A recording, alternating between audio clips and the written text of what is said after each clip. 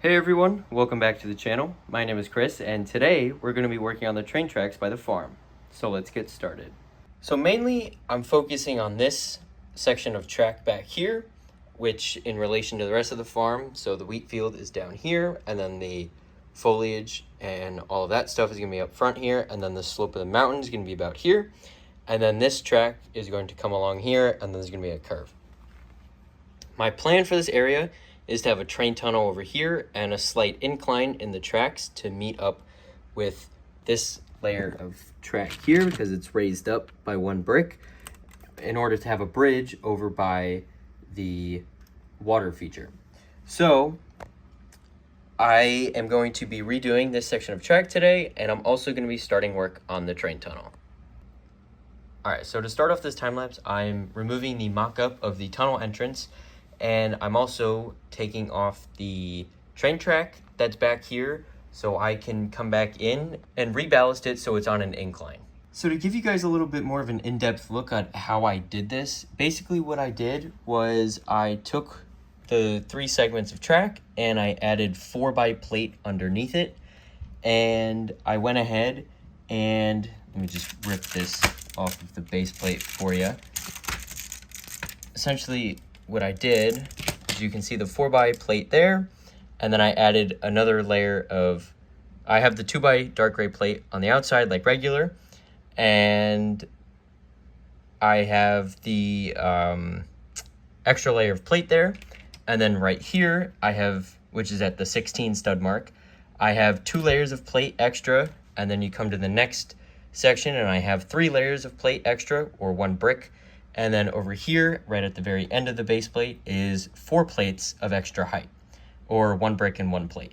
And so that's able to take me from the standard track ballast height, which is 2 layers of plate, and then the track pieces sit on top, and brings me up to my desired height here, which is a plate on the bottom, a brick in the middle, a plate on top, and then the track pieces sit on top of that.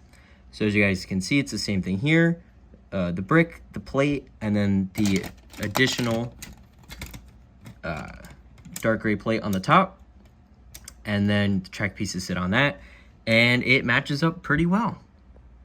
And then for the outsides over here, I am adding in some 1x dark gray plate, but once again, this is not pressed down onto the base plate, and so obviously it does not look that great, but once I get it clipped back in, I'll show you guys what that looks like. Okay, so as you guys can see, I added in the 2x4 plates up top here, as well as the 1x2 plates on the sides. And here is that look. Now it's not perfect, I'll admit there is a slight gap in here, but I could always just add an additional plate out front, but I'm not really worried about it. This is gonna be in a mountain anyways. I kind of just want this to look at least kind of presentable for now. And if I end up having extra pieces down the line, I can always come back and make this look better essentially. But yeah, so let me connect this up to this piece of track up here, and I'll connect it to the other one at the other end, and I'll show you guys how the train goes up the incline. So I have the track clipped in now and the Orient Express down there, but let me just grab that real quick and I'll show you guys what this looks like.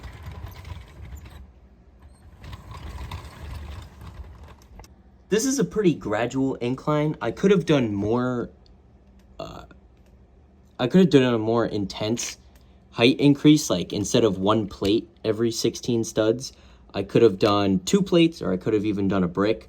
I think anything more than a brick, the train would have just not gone up. It would have just not ended up working out here.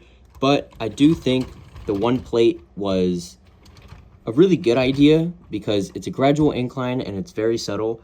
And also the train would have no problem going up it once I put a motor in. The 1 plate of height per track here, like from here to here and the other couple sections down here, they allow me to get the correct height that I want. I don't need to go up insanely tall for this train bridge on the other side of this curve over here.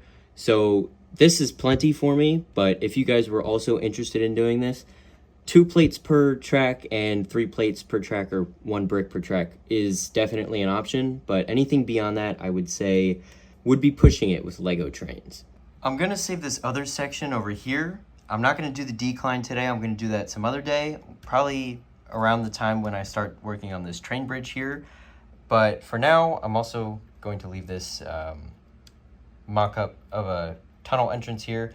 It's on an angle, and that was intentional, but that's really going to complicate things, and so I'm going to have to kind of work that out, probably in Lego Digital Designer maybe, to see the logistics of this, but that'll be for another day. Today, I'm just focusing on the tunnel entrance over here. So let me work on that, and I'll show you guys what I come up with.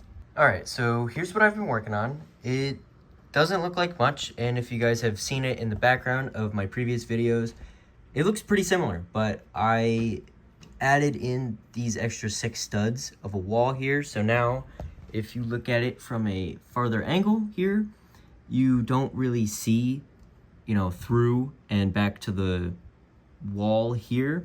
So that's good. What I'm planning on doing back here on this 1 extra stud of space on the edge of the base plate is continuing the side of the mountain here, and then have a little window back here, because there's no point in having a whole bunch of dark bluish gray bricks back here. That would cost a fortune and just totally be a waste.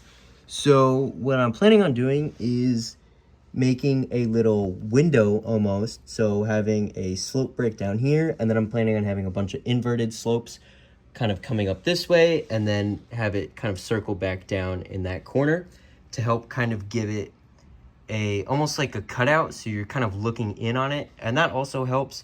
So in case the train derails back here, or if I have to add something or modify something back here once this is all done, then I can easily do that without a problem. And just to show you guys, the Orient Express fits through perfectly with room to spare. So I know this doesn't look like I did a whole lot today, but this really did take me a while because I had to figure this out on my own. It wasn't overly complicated, but I didn't want to go online and look at other people's work, and so I wanted to just do this on my own, see if I could figure this out, and I think it's pretty good. I could add some stabilizers, maybe every 8 studs, just to help bridge that. But also I wanted to work on the tunnel entrance before I started working on the rock work over here, just to kind of give that a more solid foundation for that, so I can build the rocks into this later on, as you guys can see with those dark gray bricks in there. But on that note, that's going to wrap up today's video. Thank you guys so much for watching. If you liked what I did, make sure to like the video and subscribe, as well as click the bell notification so you don't miss any future uploads. If you guys have any feedback for me, make sure to leave that in a comment down below. And once again, thank you guys for watching, and I hope to see you next time. Bye for now.